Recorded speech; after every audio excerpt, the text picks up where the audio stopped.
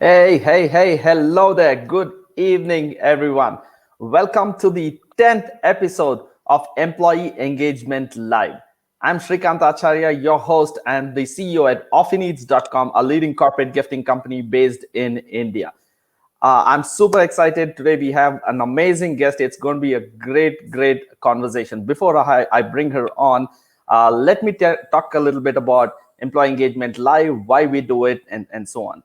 So I'm Srikanth Acharya. We run a leading corporate gifting company, and we've had the opportunity to work with several large organizations. And in the last few years, we've seen employee engagement, conversations around employee engagement, discussions around employee engagement, and a lot of employee engagement seems to have become extremely important. Of course, the reason is obvious, and it's become even more important and even more challenging in these times that we work in, which is remote working and work from home kind of situations. And with the pandemic and with all the turmoil around, employee engagement has become super important as well as challenging. That's why I'm doing these interviews called Employee Engagement Live, where I bring in guests who are experienced professionals from the HR, corporate communication space, and leadership of different large organizations. I've had authors come and speak to us in the past. So that's what's keeping me super excited. And I want to thank you all for taking time out on a Friday evening. I'm sure the lockdown has got lifted, and there are 100 other things that you can do now on a Friday evening. But I really appreciate you taking the time and being here. I'm going to do my best to make sure that your time is put to great use. Let me take a minute to introduce to you the guest speaker of today. Namita Tiwari is a business storyteller, marketing leader, and a digital content evangelist with rich experience around campaigns, content, and communications. She is passionate about creating next generation marketing programs that converge digital, brand, and content. She is the alumnus of Symbiosis Pune and is currently pursuing executive program in accelerated marketing leadership with prestigious Kellogg School of Management.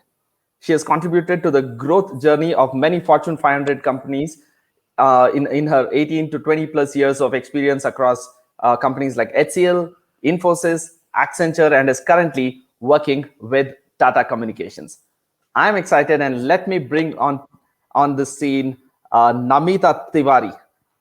Hi, Namita. How are you doing today?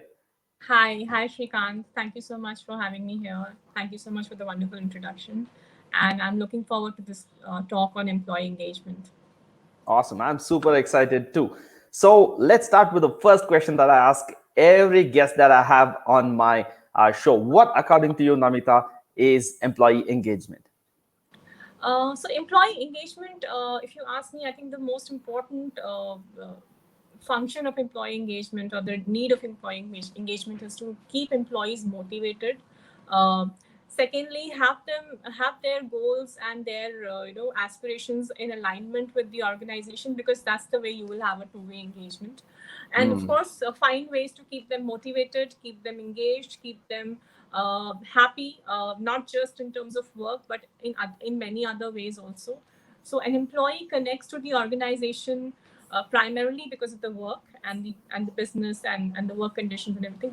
But there's also many other ways, many other aspects an employee can connect with the organization. So it's important to touch on those human and emotional aspects also. So I think employee engagement is very critical, especially in the current scenario where employees are not even going in the office. They are Hmm. working remotely, so it's important. Employee engagement is of paramount importance, and it's critical to keep them engaged, keep them motivated, productive, and in alignment with what the company wants. And there are ways and means of doing it. There are business ways of doing it. There are emotional ways of doing it. So I think in our talk we will touch on the other part, the emotional ways of connecting with employees. Absolutely. Looking forward to that. So let me remind the audience that Namita is here for another good 30-40 minutes. So it's going to be a super interesting conversation. Namita is a professional business storyteller. So we're going to speak about the importance of storytelling and how what role it plays in employee engagement. So any questions you guys have, please make notes. Please ask those questions, because towards the end of the show, I'm going to open those questions up to Namita. And any of you here who want to say hi to Namita, please type on the comment box. We are simulcast on Facebook, on LinkedIn and on YouTube at the same time. So please go on, bang those keyboards out, and your wishes will reach Namita. Oh, and in case I forgot to tell you, the three most interesting questions will win a 500 rupee gift voucher from the home office. So I hope that's motivation for you to ask out the most interesting questions. With that, Namita, tell us a little bit about your journey and how you got into storytelling. Let's get into what is business storytelling, but let's get into how did you happen to become a storyteller. So I'm a marketer, and I got into digital and content marketing about say a decade back. And while working on digital and content marketing, I started working on something called messaging, which is the soul of content, how you communicate content. And that's how on my journey with content and digital and messaging, I got into business storytelling. Business storytelling is a very important way of communicating. It's not about putting facts in front of your customer audiences or employees. It's about weaving the information interestingly, working on what is the key message for that specific audience. We have a concept of personas, so weaving the customers, finding the right messages, and communicating to the right personas, right audiences. It could be employees, customers, prospects, partners. And business storytelling is kind of communicating the benefits, communicating the the proposition in an interesting manner, so that it reaches the right audience in the with the right message, and it's more impactful, and it leads to the desired action from the audiences. So business storytelling is very vast, but I've just tried to sum it up in Yeah. these few lines. Yeah. Absolutely. I think you did a phenomenal job summing it up. I have a question specifically with respect to personas that you said, right? So I've come across personas in the context of marketing, and we've spoken about.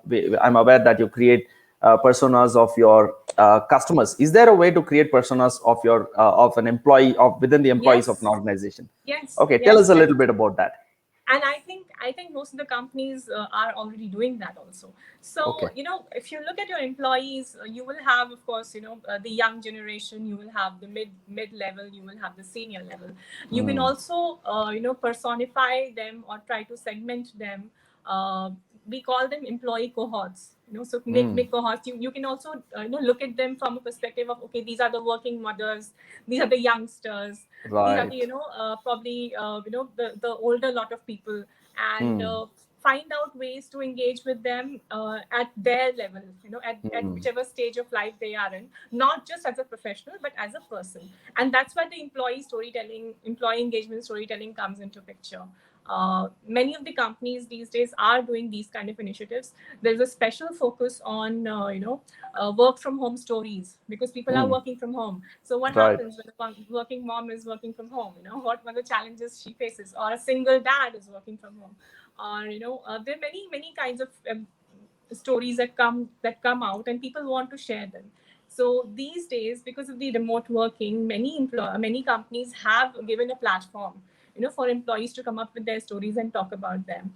And this has worked really well. I think there are virtual carnivals. There are uh, singing competitions happening on the Teams call. There are all kinds of ways of engaging with employee and with every segment of employee. So, and people are doing that. Something like Pride, which is celebrated across the world, is celebrated almost in every company these days, and there are Pride stories, and there are discussions on Pride. So why is all these things happening? These are happening only to make sure that people are engaged. All the kinds of employees feel inclusive, and they are engaged. Right. I'd Yes. come across a very, very important and a very powerful quote a long time ago. It said, "Facts tell, but stories sell." Right. I thought of that when I came across your profile, and I think stories are very, very important. I love stories, both listening to them as well as telling them. Right. But there's something very interesting and very important that you said. You spoke about how employee stories, how organizations are creating platforms for employees to share their stories, and a lot of interesting stories are coming out and so on. So can you give a little bit more insight into how an organization can create a platform, and how what kind of stories are coming out, and how to showcase them, and what could companies do with these stories? So I'll give an example. Something a company like Microsoft. So Mm-hmm. they have a publicly available platform on Microsoft. It's called Microsoft Employee Stories, where Mm-hmm. their employees, they come and talk about uh, any important achievement that they made as a Microsoft employee, or anything that they are particularly grateful about as a Mm. Microsoft employee. So they're very, very beautiful stories. You will find stories about people with special abilities, how they have made their career in Microsoft. It's a very interesting platform. You can Google and know more about it. But Microsoft has done a really great job. I think they have taken employee stories, employee engagement to a different level altogether. Oh, It's worth watching. You will see, awesome. how employees talk about uh, their achievements, how they talk about the challenges, and how Microsoft helped them to achieve. So it's a good watch. That is one. Apart from that, many other organizations have, work from home stories. Like every week, there is a work from home story that they Mm. release to the Right. employees' internal comms. Every week, there is some particular achievement, that how this challenge was sorted by an employee. Mm. There are achievement stories. There are engagement stories. There are stories which are totally about the person's personal life, like the single mom story, or a single dad Mm. story, Right. or people with special abilities. So there are very many ways of engaging with employees. Awesome. Awesome. So we have a good number of people. There's Praveen, Ganesh, Nagashri, Ivan, Sandhya, Mohammed, Hisham.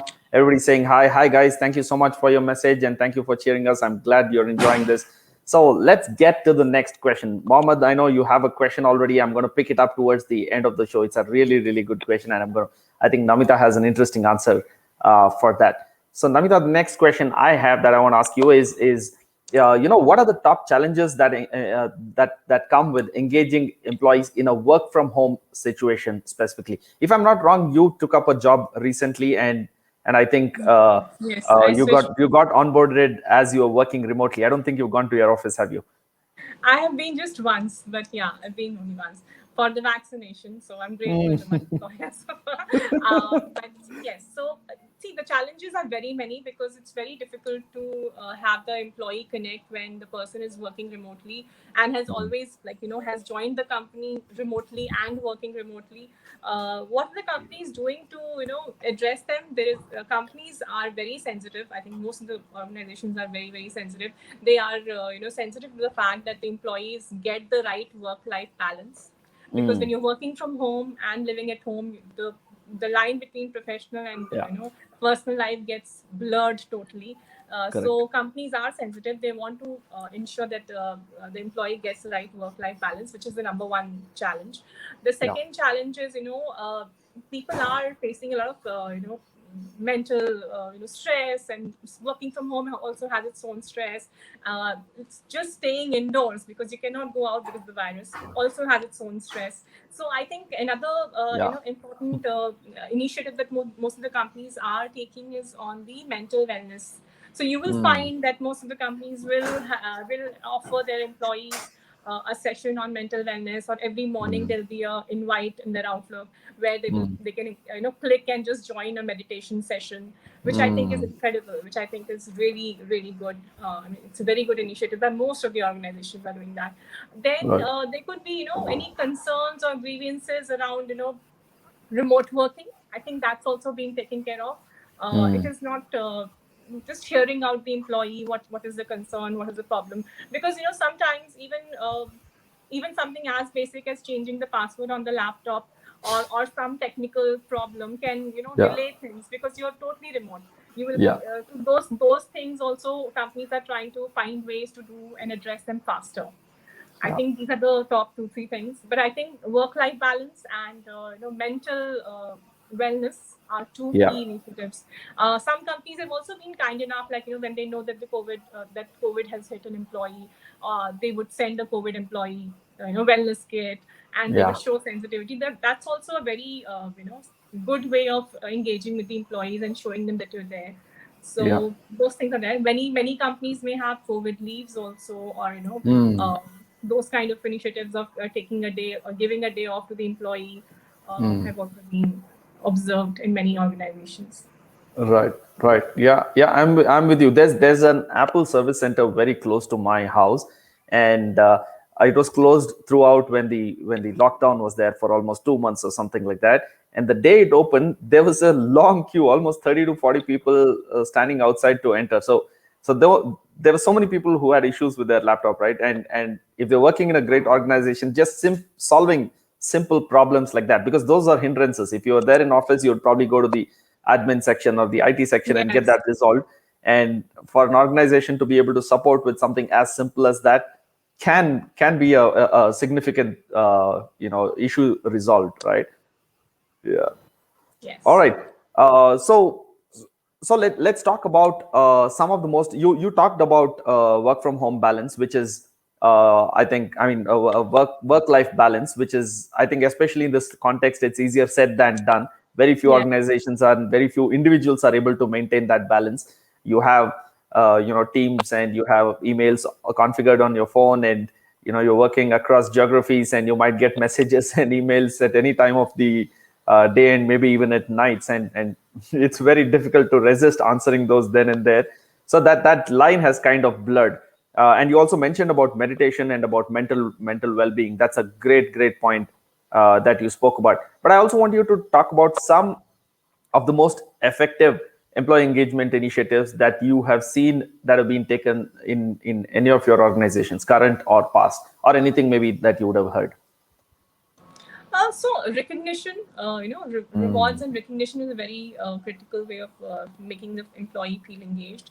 You can also have, different kind of programs that you enroll your employees. For example, there are specific women leadership programs that companies usually run, or there's a special leadership training sessions. There could be other kind of sessions wherein which address to the employee needs, and we the organization runs those kind of programs. Uh, in my experience, if you ask me, I think there are it's important to to engage employees of all age and all phases of life.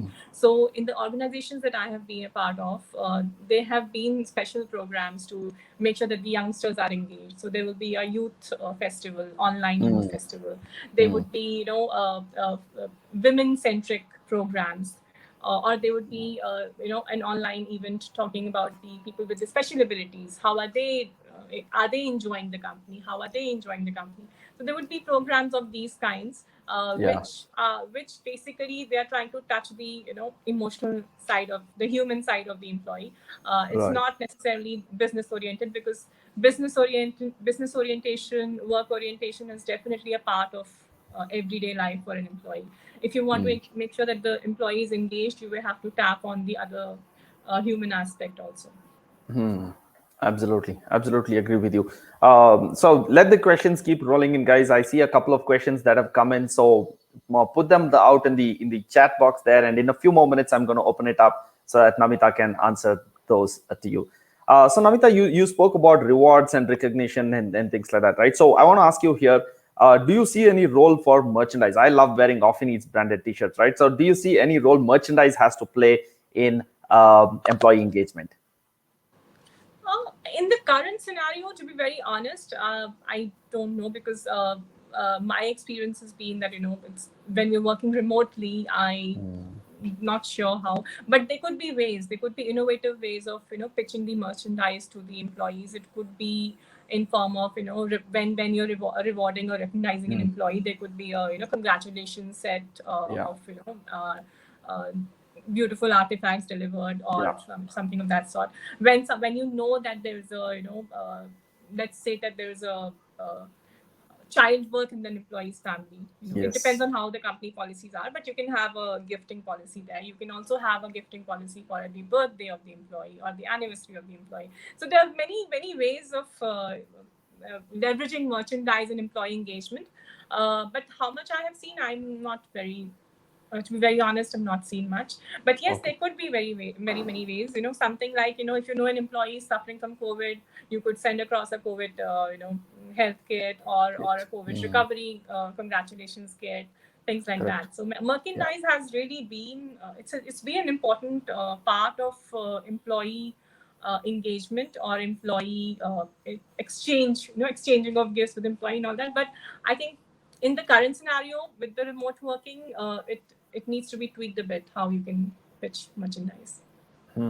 All right, perfect. So, Namita, I want to ask you, let's get back to stories, right? I really want to hear some of the stories. So, tell me one or two stories that really moved you. You came across this and you felt that, this was very, very impactful. Does anything So come to mind? I read a story on the Microsoft Stories platform of one of the employees. She was a specially abled lady, and she picked up coding and she did coding, and I think that was very very memorable story that I came across. I have come across some stories of working moms which have really touched my heart in some of my previous organizations, where they have spoken about the challenges of managing career with while being a mother, and also while managing the challenges of the career of working from home and managing family and everything. So those stories have touched me. But the most touching stories that I have come across of employee engagement, I think, have been pride stories. I've come across some very interesting pride stories in some of my previous organizations, and I think they did a great job of making employees feel inclusive. And while being a part of a large organization, you have your identity, acceptance, everything. It's very inspiring. Actually, I will more than touching. It was inspiring to have those pride stories, witnessing those pride stories. So those have been the key stories. There would also be stories, where you are rewarding and recognizing an employee, where you can talk about their journey, and that can also be inspiring to other employees. I think recognition, rewards and recognition is a very, very key lever of employee engagement, Right. especially from the business side also, because when the person has worked hard, they've shown the results, it's important to, clearly reward and recognize them. That's important. Awesome. Awesome. So tell me, what is the benefit or the impact from a company or an organization point of view with using stories vis-a-vis any other way, not using stories, right? Talking about policies or any Yeah. other way of communicating, not using stories. So not using stories can be very boring. I don't think the information would even be consumed well. So if you have just a policy document right there thrown at your face, I don't know Yeah. how many employees would even read that. Most of the employees, most of the companies have combined storytelling in their way of engaging. So, for example, there would be a virtual assistant who you can talk to, and possibly he will tell you everything about what you need to do in a more interesting manner, kind of a thing, not necessarily as a list of steps or a list of facts. So storytelling has come a long way in employee engagement, but I still, as a business storyteller, I still feel there's a lot more that we can do in terms of leveraging storytelling in employee engagement. Absolutely. Absolutely. I agree with you. I concur with you on that. Like for example, if an organization would say we are an inclusive organization and we don't have a gender or Yeah.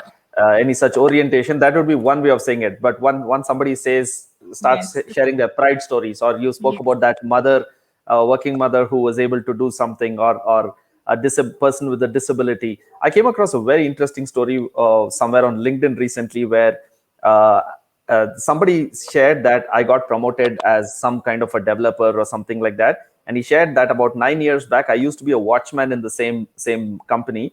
And in the So sweet. nights, somebody gave me the opportunity to learn coding, and I started learning coding. Now I'm a software developer, right? You Yes, can that's a you can always Zoho put story. it.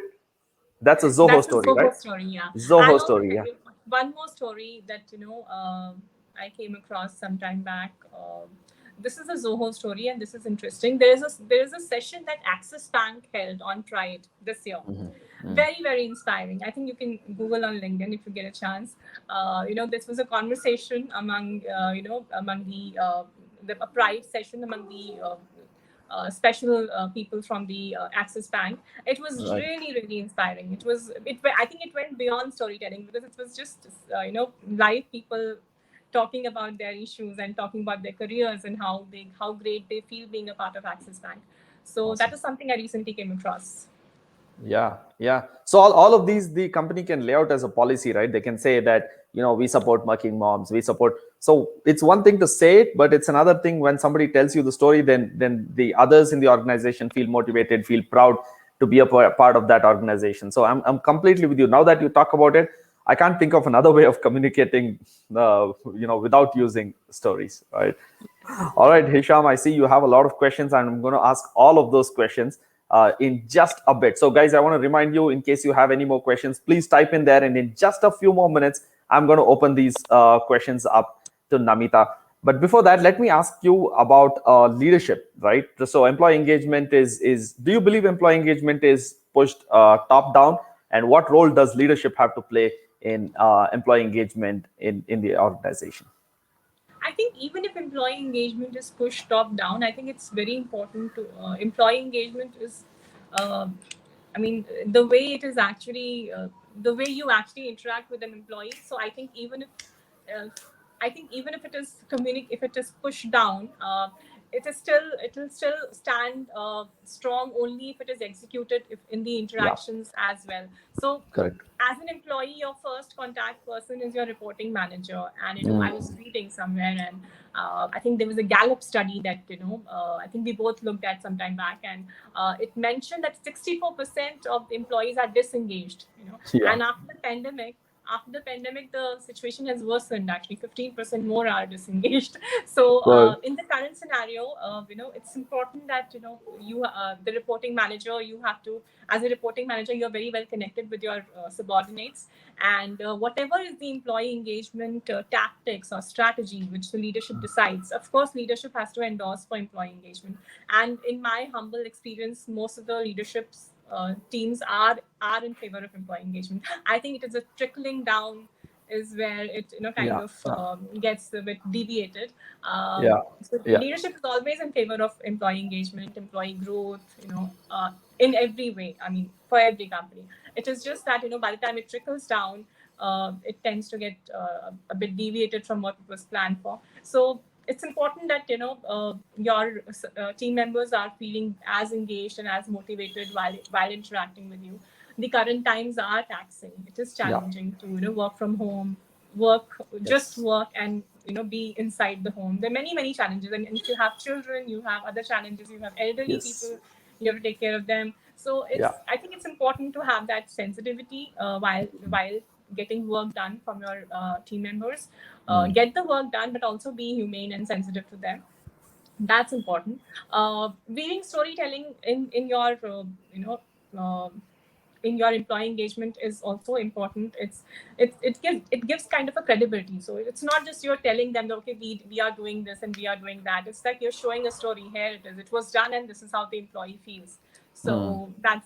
So I think most of the companies are waking up to it, but it still has a Right. long way to go. Yeah, yeah. I've seen, Namita, you shared some amazing resources. There's an article from Forbes, and there's another article from HBR, and a YouTube link which you shared. So, guys, I've posted it in the comments. It's come on Facebook and YouTube. On LinkedIn, it's not yet come for some reason. I'm going to post that after this. No Please come problem. back and check it out.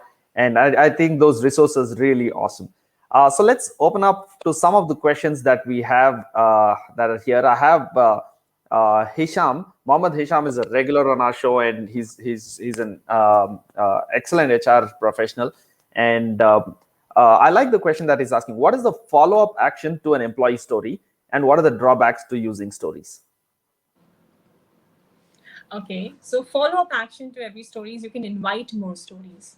Mm. For one way of that is you can invite more stories. The other way is make sure that the stories are shared.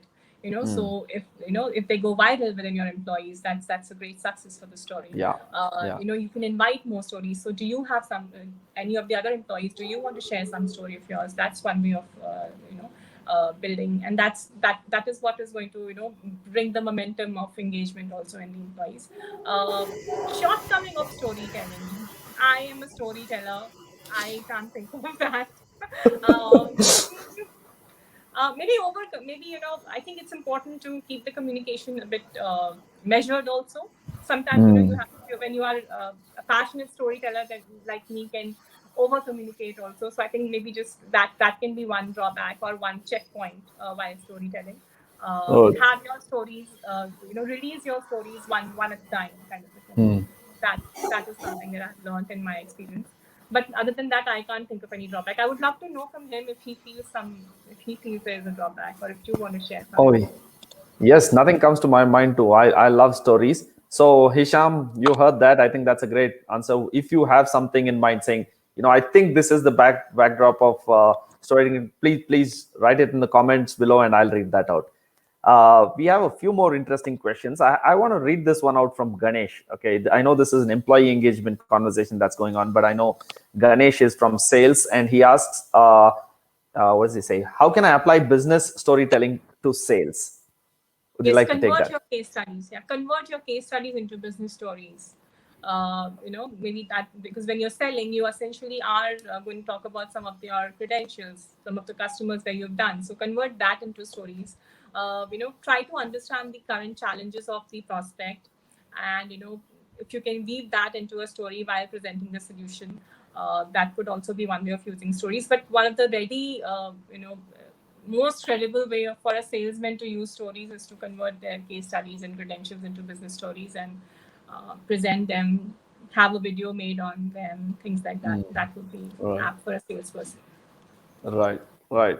Awesome. Actually, I have a question which kind of relates to the answer which you gave, which is from Praveen. He's asking on YouTube, what is the difference between case study and storytelling?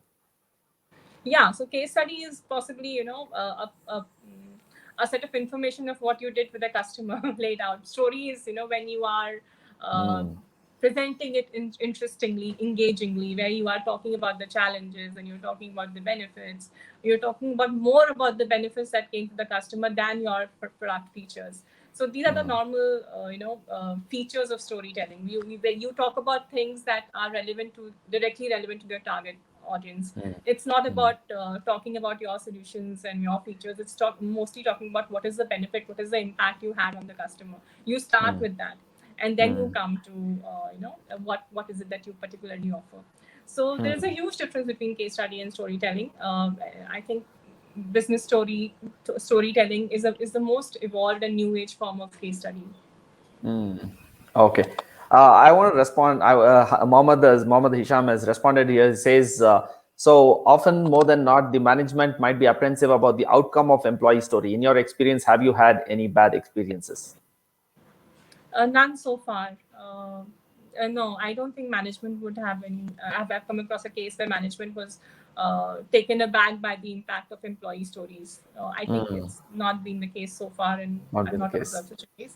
Yeah. Uh, I think what he's mentioning about is negative story. Maybe an employee can come Correct. up with a negative story. So Correct. that is something that you may want to control. The management may want to control. I think that I Yeah. would suggest that the management should talk one on one to such employees and resolve their grievances if there is a negative Right. experience shared by an employee. I Right. certainly would not recommend and management will also not share it Yeah. with other employees. It's more important to resolve it Right. uh, than share it. Yeah. So just to clarify, stories need not be live, right? That's not what we are saying here. You're Yes, probably yes. thinking about Instagram stories where you switch on the camera No, and no, start no. sharing. So it Yeah. need not be like that. It's just the way it's been put out. It's in a story format. It's about first person saying it, that kind of a thing. Is that correct, Yeah, Namita? it's the narrative, how you talk about an Yeah. experience, how you talk about a success, what you talk about first. Do you think about the message before you actually come up, create the story? Think of the messaging, weave that messaging in your content, create a story. It's very easy to look at a set of information and have people not impressed by it. So we have to Right. think, spend some time, convert it into a story, and then you will have the results. Fantastic. Absolutely. I hope that answers your question, Hisham. I have a very interesting question. I really like this one. This is from Harshita Dubey. She's on YouTube. She's asking, how do you encourage employees to participate in workshops and in blog posts? Oh, okay, so Tough one. yes, yes, very good question. I think one or two ways that I have tried tackling it in my experiences that I involve leadership. Ask leadership to write some blogs. push those blogs, and then maybe I also used to run a competition of sorts where I would request the employees to send their blogs, and we would choose one as a blog of the week kind of a thing. So Right. that worked, huh? So have some kind of a recognition attached to it. Have leadership endorsement. Push your blog platform, leveraging a leadership endorsement. I think these are 2-3 ways that I have tried, doing it. Yeah. You could also, you could think through, instead of choosing one blog as a, one blog per week as the best blog or something, you can also choose topics. So choose topics, because many of the times you have employees who are techies. They are passionate about one technology or one particular Yeah. topic. Yeah. So you can touch on those employees. So have those topics, curate the topics and talk about them, and invite employees to engage with you. Yeah, yeah, absolutely. I was going to say the same thing. That's a great idea. That instead of putting it out on a board saying everybody come and participate, you can curate. What did you say? Create cohorts and say, okay, this set of people might be interested in this kind of topic, and approach them Yeah. and identify the most influential people, and then bring them in one at a time. I think that would be a good approach. I have a very interesting question here from Arjun. He is asking, who is your favorite storyteller? Wow. Oh my God. Okay, so I'll mention the names who I follow. Yeah. There's a marketing guru called Seth Godin. Seth Godin, yes. There's a marketing guru called Guy Kawasaki. Mm, So these are the people I follow. mm, My favorite storytellers would be these. If you ask me the companies, I can tell you. I love Microsoft kind of right. storytelling. Hmm. I think it's incredible. In many of the content pieces, I like Cisco also. Some of their Mm, content pieces is very interesting. Um, so there are many other companies. Accenture has great content, storytelling mm. content. If you were to visit their website, you will have it. Um, so these are the companies and people that I look up to. Right. Awesome. Love it. I love Seth Godin. I think he's an amazing, amazing storyteller. You just can't stop reading The Purple Cow, which is a top selling book from Seth Godin. I have a question here from Ravi Kumar. He says, is storytelling relevant in current scenario where we are changing jobs, opportunities with hiring managers to crack the same? I'm not sure what he means by crack the same, but I think he means, things are changing very frequently and there's a lot of chaos out there and so on. Is storytelling relevant? I think storytelling is very relevant. I think the only way you can, be relevant in today's time is storytelling. Like either it is, where you're not actually meeting people.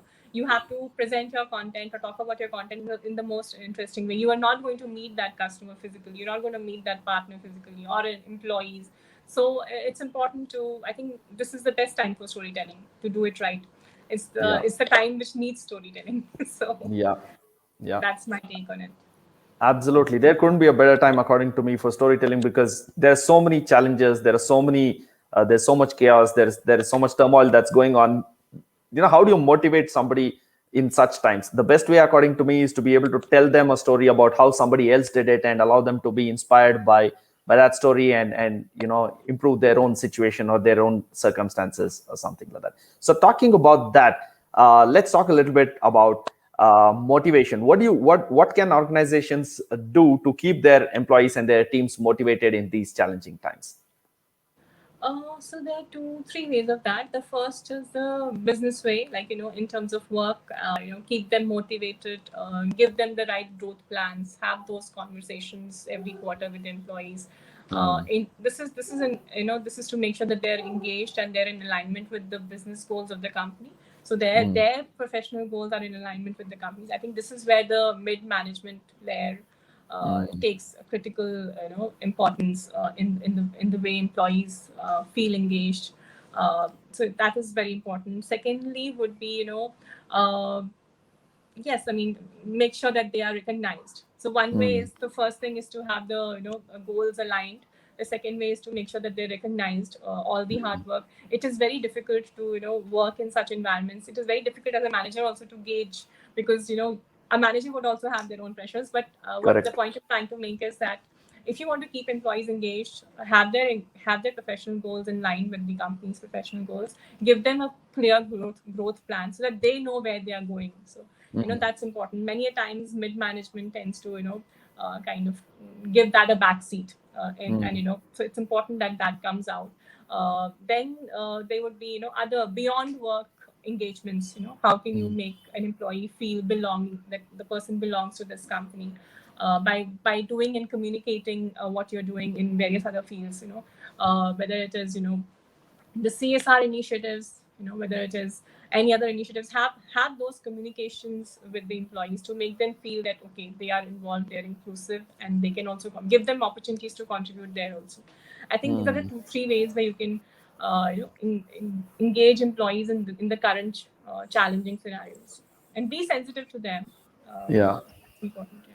Yeah, I think the biggest one is aligning their goals to the organization's goals. If that can be done, I think that's the natural path, right? And And anything the else that growth plan also. So many and a the times growth it, plan. it tends to get be given a back seat unless employee himself or herself is asking for it. But if an Yeah. organization proactively gives a growth plan, irrespective of what level, and just think through and think through what you would offer this employee 2 years down the line, that would also be very important to keep the employee engaged, because people tend to switch or tend to look out. In the current scenario, there is a very high attrition rate, very high turnover rate. So the reason I think is this only because the current challenge is it's not that easy to have all Yeah. these points taken Correct. care of. Yes. Yeah, agree with you. So it's been going great, guys. I want to remind you we have a few more minutes left and then we're going to be winding up. So if you have any more interesting questions, please bring them on. While you do that, let me combine a couple of questions here. One, Sandhya asked, how do you prepare your brand for business storytelling? And Hisham has come up with another interesting question saying, is there a framework or structure for effective storytelling? I'm kind of combining, throwing both these questions at you. You can answer it however you like. So I like the question about the framework of storytelling. So yes, so I have been observing the storytelling for the last few years, and the way it works, the so called structure of the storytelling is that firstly you come on a common ground, try to find a way to come on a common ground with your target audience, and then look at what they want. So your messaging has to be in alignment with what they want. So have your content first, come on a common ground, have your content and messaging aligned to what your target audience needs. Then you can bring the challenges. So what is their problem? You are on their side and you are seeing things from their side. So what is the problem? What is the challenge? Talk about the challenges. Then talk about either talk about how you've already solved the challenges, if it's a business story where you've already done it. If you have not done it, then talk about how you can do it, what can be the benefits out of it. And then you talk about the products and solutions that will help you, your company's product and solution that will help you. That will be the last thing. So you start with coming on a common ground with the target audience. Look at what their problem is. Think of how the challenges can be resolved, what benefits can they be benefited from, and then talk about. So this is the so-called storytelling structure that I have observed and learned recently. And what was the second question? The other question. How can a business prepare? Let me read that out. She says, Yeah. how do you prepare your brand for business storytelling?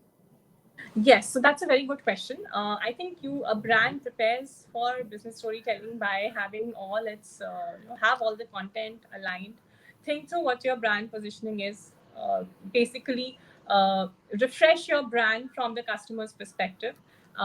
Think through what are the benefits that you can offer to the customer. That's how your brand language should be. What am I offering the customer? Have all your so-called case studies, stories in front of you. Articulate a messaging, a message house of how you're gonna talk about your products or your services or your success to the customer. What is going to be your brand language?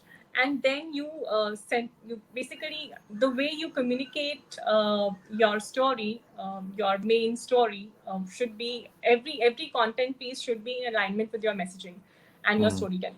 So it's a big task. it's not easy for a brand to do that. Yeah. I think it will take some time, but it's important to get your messaging right and have your messaging consistent across all your content, whether it's your website, whether it's your Yeah. Instagram, social media, everywhere you should talk the same language, I think. And more deeper, if you want to go to storytelling, then your case studies, your business stories, your partner stories, your employee stories should all be in alignment with your messaging. Yeah, and as overwhelming as it might seem, I think it's good to Yes. start with small baby steps. Yes, it's good to start Good. with small. So maybe you can start with your customer facing content first, and and then take the next steps. Absolutely. Thank you, Namita. Thank you. It's been wonderful having you here. It's been a great conversation. And we've had some amazing interaction with the audience. Thank you, everyone, for all the questions. I know we were not able to pick up all the questions, but I think we were able to group some of the questions together, and Namita was able to answer most of them. If you have more questions, put it out in the comment. I will try to bring that out to Namita, and I'll try to respond to that in the chat section itself. And I promised three of the best questions will get a 500 rupee gift voucher from one of our properties, thehomeoffice.in. The Home Office is a work from home solution, so you can go check it out and place order stuff that you need to work from home more efficiently. So in my view, Namita, or Namita, do you want to pick up the three winners, or shall I do that? I would suggest, Srikanth, you go ahead and pick the All right. winners. Amazing questions. I think the three picks that I have is Mohammad Hisham. He takes the cake every single time. It's not just been a question. I think it's been an amazing conversation with Hisham. That's one. And Harshita Dubey from YouTube. I think she asked the question about how do you encourage employee participation in workshops and blog posts. I think that That's was a very good. great question. That's a good one. And the third one, which I think really kind of pulled the rug out of the fit, was from Arjun, who asked, "Who's your favorite storyteller?" So Yes, these very are good. three of my favorite questions. So Arjun, Harshita, and Mohammad Hisham, somebody from my team will reach out to you and tell you how you can get your gift. Thank you so much, Namita, for being on the show. I hope you had as much fun as I did. Thank you so much, Srikanth, for having me here, and congratulations to all the winners also for the questions. I had a wonderful session, and it was great interacting. Thank you so much. Thank you. Thanks, everyone. Have a great weekend. Bye bye. Bye.